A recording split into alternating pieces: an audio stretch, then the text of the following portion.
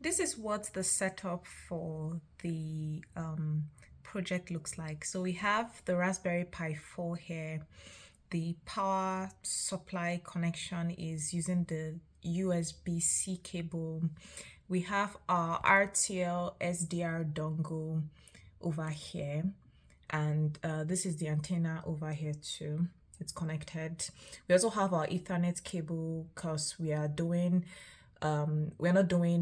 direct Wi-Fi connection. We are using an Ethernet cable. We currently don't have any displays or keyboard or a mouse connected right now because we are doing headless connection via SSH.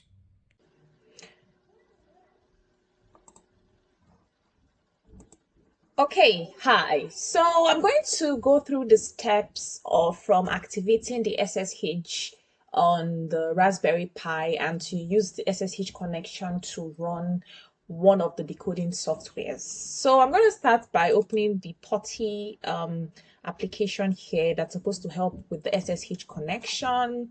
And I'm just going to type in my Raspberry Pi's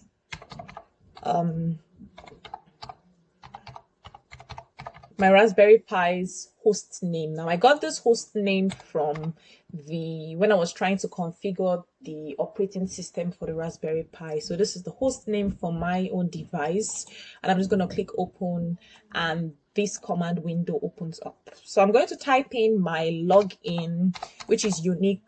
This is the specific login I set for myself, and I'm also going to type in my password. And now this is telling you what date it is, tells you what time, and it tells you what exactly is going on right here. Okay, so I've gone through all the steps of I've gone through the steps of cloning my dump 1090 software. I also cloned the RTL SDR software, and I did a bunch of other things too, like building it, making the files, and then configuring the RTL SDR software to collect inputs from my SDR ports. Okay, so the next thing I'm going to do is to run the dump 1090 program I already have here. So to run this, I'm going to use a particular command. This command just runs the dump 1090, and it just basically just shows randomly on your screen. But because I want it to be a little bit more organized, I'm using this interactive key here to kind of like plot out the airplanes.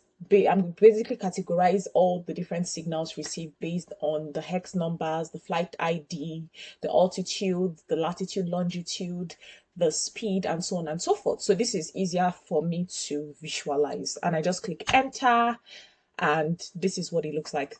I cut the video into two because the dump 1090 takes quite a bit of time for it to run and start decoding signals. Now I live in a remote part of Victoria, so it takes I get planes flying by like once or twice a day. But on the day that I ran this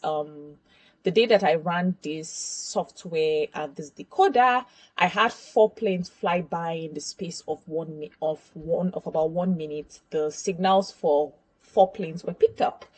3 of them weren't able to decode fully, but I think we got one that was able to decode properly. The hex number CF1B7F, the flight number CIAH37, the altitude 1500, the speed 900, the latitude is here, the longitude is here, the track is here, and the direction, the number of messages seen, and it took about 44 seconds for dump 1090 to be able to see this airplane signal and decode it completely. And this is the end of my demonstration for project 2.